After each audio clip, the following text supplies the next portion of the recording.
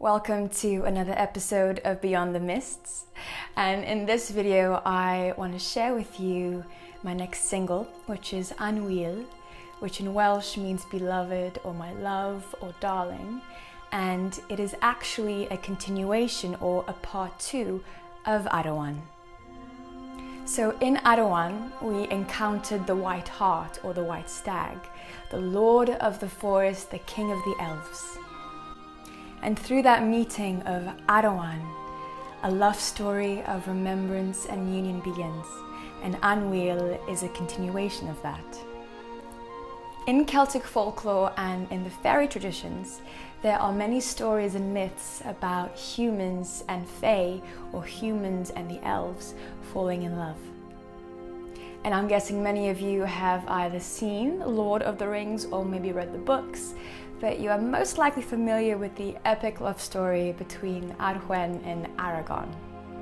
A love so strong that even though one is mortal and the other is immortal, and it's sort of a bit of a doomed love story, but they still have that intense soul longing to be together. This longing for union between man and woman, humanity and spirit, and sometimes humans and elves or humans and the gods, is a tale as old as time. In the Avalonian and the Arthurian traditions, there are two things that are mentioned several times, and that is the red and the white. In the landscape of Glastonbury, this is actually manifested physically because we have the white spring and the red spring.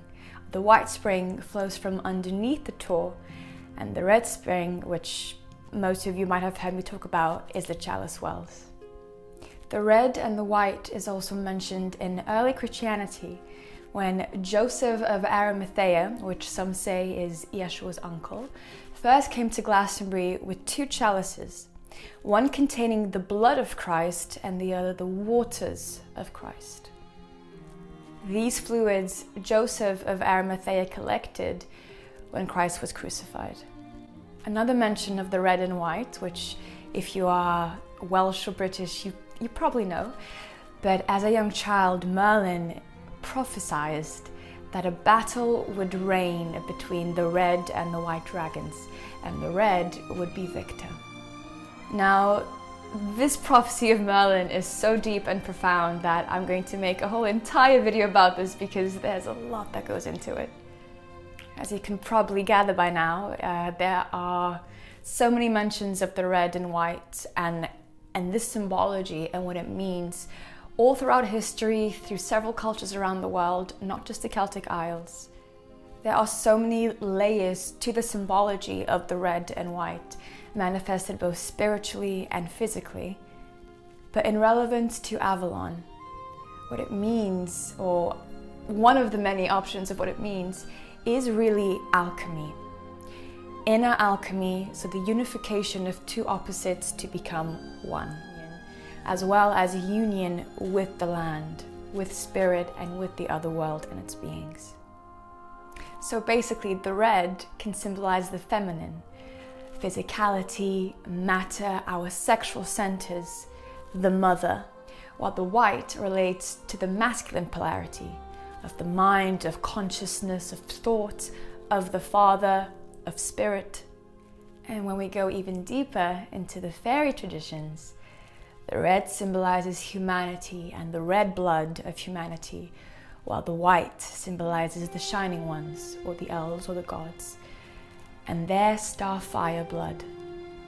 Our river of blood flows into the underworld, while their river of tears flows up into our world, and it's a symbiotic relationship. Because our world is a world of polarity, we can most definitely see this split manifested today of the red and the white being obviously apart. We can see this with the imbalance of polarities not only in society and the world, but also within us, and humanity's separation from spirit. Hence the ongoing quest for the Holy Grail. And that's why many are called to Glastonbury to sort of find the answer to this age-old secret. So even with the lyrics of the song, it can sort of mean two things. It can mean that longing for union with a beloved outside of ourselves, but more importantly, we have to find that within ourselves first. So uniting those two polarities with inner alchemy.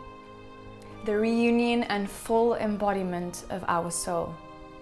ANNWYL, after all, means beloved in Welsh, and we haven't got a bigger beloved than our own inner being, our own soul.